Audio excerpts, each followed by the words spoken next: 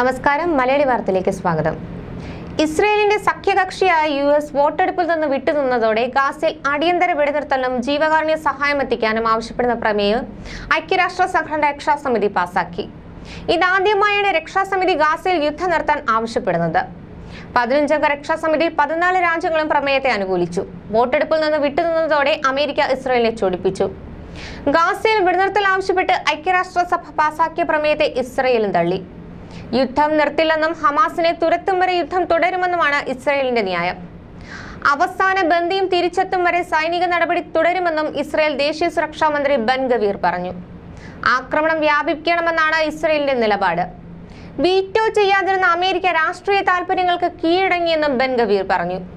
യുദ്ധം ആരംഭിച്ചതിനു ശേഷം സഖ്യകക്ഷികൾ തമ്മിലുള്ള ശക്തമായ പൊതു ഏറ്റുമുട്ടലിൽ ഉയർന്ന തലത്തിലുള്ള പ്രതിനിധി സംഘം വാഷിംഗ്ടൺ സന്ദർശനം റദ്ദാക്കിക്കൊണ്ട് ഇസ്രയേൽ പ്രതികരിച്ചു. തത്വപരമായ നിലപാടിൽ നിന്ന് യുഎസ് പിന്മാറുകയെന്ന് പ്രധാനമന്ത്രി ബെഞ്ചമിൻ നെതന്യാഹു ആരോപിച്ചു. ഗാസയിൽ നിന്ന് ഇസ്രയേൽ സൈന്യത്തെ പിൻവലിക്കുന്നതും പലായനം ചെയ്ത പലസ്തീനികളുടെ തിരിച്ചുവരവും ഉൾപ്പെടുന്ന സമഗ്രമായ വെടിനിർത്തൽ കരാറിലെത്താനുള്ള യഥാർത്ഥ നിർദ്ദേശത്തിൽ ഉറച്ചു നിൽക്കുമെന്ന് ഹമാസ് മധ്യസ്ഥരെ അറിയിച്ചു. രക്ഷാസമിതിയിൽ നേരത്തെ വന്ന 3 പ്രമേയങ്ങളും യുഎസ് വീറ്റോ ചെയ്തിരുന്നു. കഴിഞ്ഞ വെള്ളിയാഴ്ച യുഎസ് പിന്തുണ അറിയിച്ച വെടിനിർത്തൽ പ്രമേയം റഷ്യയും ചൈനയും തടഞ്ഞതോടെയാണ് ഇന്നലെ പുതിയ പ്രമേയം കൊണ്ടുവന്നത്. വ്രതമാസമായ റംസാനിൽ അടിയന്തര വെടിനിർത്തലിനും ജീവകാരുണ്യ സഹായം എത്തിക്കാനും ആവശ്യപ്പെടുന്നതാണ് പ്രമേയം. എല്ലാ ബന്ദികളെയും മോചിപ്പിക്കണമെന്ന ആവശ്യം യുഎസ് മുന്നോട്ട് വെച്ചെങ്കിലും പ്രമേയത്തിൽ അത് വെടിനിർത്തലിനുള്ള വ്യവസ്ഥയായി ഉൾപ്പെടുന്നില്ല. കഴിഞ്ഞ വർഷം ഒക്ടോബർ 7-ന് ഇസ്രയേലും ഹമാസും തമ്മിലുള്ള യുദ്ധം പൊട്ടിപ്പുറപ്പെട്ടതിനു ശേഷം ഇതുവരെ 32,000 ഫലസ്തീനികളാണ് കൊല്ലപ്പെട്ടത്. യുദ്ധം രൂക്ഷമാകുമ്പോൾ ഗാസ കടുത്ത മാനുഷിക അടിയന്തരാവസ്ഥയും അഭിമുഖീകരിക്കുന്നു. ബെഞ്ചമിൻ നെതന്യാഹു സർക്കാർ രാജ്യത്തെ സാമ്പത്തികവും സാമൂഹികവുമായ ദുരന്തത്തിലേക്ക് വലിച്ചിഴക്കുകയാണെന്ന് ഇസ്രയേൽ പ്രതിപക്ഷ നേതാവ് യെയർ ലാപിഡും ആരോപിച്ചു. ഒക്ടോബർ 7-ലെ ദുരന്തത്തിന് മുമ്പ് വിദഗ്ധർ നൽകിയ മുന്നറിയിപ്പുകളെല്ലാം സർക്കാർ അവഗണിച്ചതുപോലെ ഇപ്പോഴും തുടരുകയാണെന്നാണ് അദ്ദേഹം എക്സിൽ പോസ്റ്റ് ചെയ്ത കുറിപ്പിൽ പറയുന്നത്. സൈനിക സേവന ഇളവ് സംബന്ധിച്ച് നെതന്യാഹു രൂപം നൽകിയ നിയമത്തെ എതിർക്കണമെന്ന് മന്ത്രിമാരോട് ലാപിഡ് അഭ്യർത്ഥിച്ചു.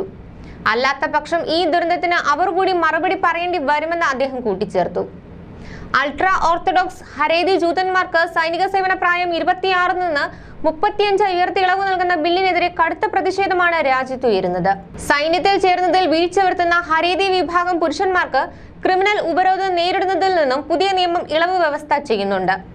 അതിനിടെ ഒരാഴ്ചയായി ഇസ്രയേൽ നരനായാട്ട് തുടരുന്ന ഗാസയിലെ അൽഷിഫ ആശുപത്രിയിൽ നിന്ന് പുറത്തു വരുന്നത് നടുക്കുന്ന വിവരങ്ങളാണ്. കണ്ണിൽ കണ്ടവരെ വെടിവെച്ച് വീഴ്ത്തിയ ഇസ്രയേൽ സേന മൃതദേഹങ്ങൾക്ക് മുകളിലൂടെ യുദ്ധ ടാങ്കുകളും കവചിത ബുൾഡോസറുകളും കയറ്റിയിറക്കിയതായി അസോസിയേറ്റഡ് പ്രസ് റിപ്പോർട്ട് ചെയ്തു.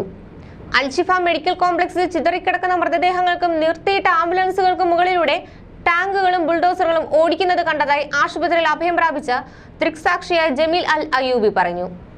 ആശുപത്രി മുറ്റത്തുണ്ടായിരുന്ന സാധാരണക്കാരുടെ വണ്ടികളും ആംബുലൻസുകളും തകർത്തതായും അദ്ദേഹം പറഞ്ഞു. ഇസ്രയേൽ കൊലപ്പെടുത്തിയ 4 ഫലസ്തീനികളുടെയെങ്കിലും മൃതദേഹങ്ങൾ ഇപ്രകാരം ചതച്ചരച്ച് വികൃതമാക്കിയതായി അദ്ദേഹം പറഞ്ഞു. അൽഷിഫയിൽ സ്ത്രീകളെ ബലാത്സംഗം ചെയ്തതായി ആശുപത്രിയിൽ നിന്ന് രക്ഷപ്പെട്ടവർ പറയുന്നു. ബലാത്സംഗം, പട്ടിണി, പീഡനം എന്നിവയ്ക്ക് സ്ത്രീകൾ വിധേയരായതായി ദൃക്സാക്ഷിയായ ജമീല അൽ ഹിസി പറഞ്ഞു. നിരവധി പേരെ കൊലപ്പെടുത്തുകയും ചെയ്തതായി അവർ പറയുന്നു. ന്യൂസ് ഡെസ്ക്, മലയാളി വാർത്ത.